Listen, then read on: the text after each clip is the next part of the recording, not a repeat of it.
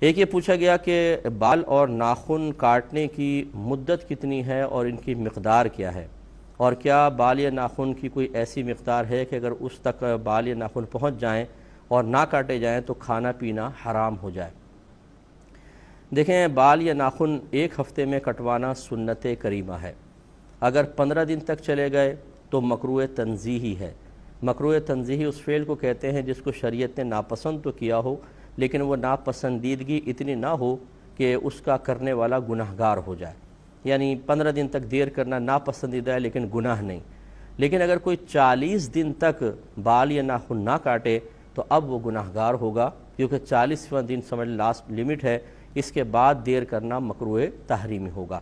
اس لیے جو موزیر ناف وغیرہ ہیں یا ناخن وغیرہ ہیں، بہتر تو یہ ہے کہ ایک ہفتے کے اندر کاٹے جائیں، جو سنت کریمہ ہے، اور یہی انبیاء علیہ السلام کا طریقہ بھی رہا ہے۔ زیادہ ہو جائے تو 15 دن، اس سے اوپر کوشش کریں کہ نہ جانے دیں، لیکن پھر بھی کوئی مجبوری ہے، کوئی توجہ نہیں رہی، کام میں مشغول انسان زیادہ ہے، تو 40 سے اوپر تو ہرگز نہیں ہونا چاہیے، ورنہ پھر گناہ ہوگا۔ تو یہ اس کی مدت ہے۔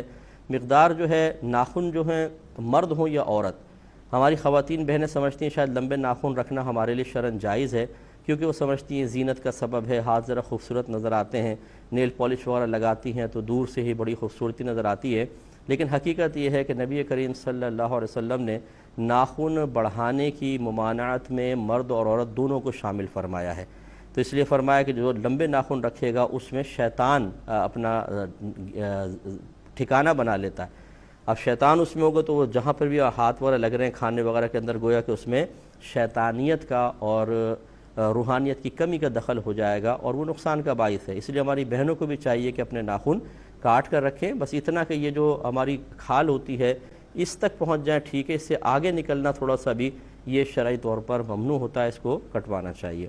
خدمت میں گزارش کر رہے تھے کہ بال یا ناخن ایک ہفتے میں کٹوانا سنت کریمہ، 15 دن تک دیر کرنا مکروہ تنزیہی، اور 40 دن کو کراس کر جائیں تو مکروہ تحریمی ہے، گویا کہ اس سے پہلے کروانا ضروری ہوتا ہے۔ ناخنوں کی مقدار آپ کو بتا دی کہ ناخن بس یہ کھال تک پہنچ جائیں کافی ہے، اس سے اوپر بڑھیں گے تو یہ مکروہ ہوتے ہیں، خلاف سنت ہیں۔ اور جو موزیر ناف کی مقدار، عموماً لوگ اس پہ بڑے پریشان ہوتے ہیں، اور چونکہ اس قسم کے مسائل ہمارے ہاں شرم کے مسائل سمجھے جاتے ہیں۔ ویسے ہم لوگ جو کچھ کام کر لیں، برائی کا کام کر رہے ہوں، گھر والوں کے ساتھ مل کے کر رہے ہوں، لیکن ہمیں شرم و حیا نہیں آتی، لیکن مسئلہ معلوم کرتے ہیں تو شرم آنے لگ جاتی ہے۔ تو یہ اچھی طرح یاد رکھیں کہ ناف کے نیچے سے صفائی شروع کریں گے، اور رانے اس میں شامل نہیں، اور پیچھے کا حصہ اس میں شامل نہیں، باقی جتنا ناف کے نیچے کا حصہ ہے تمام حصے کی صفائی کرنا سنت کریمہ ہوتا ہے۔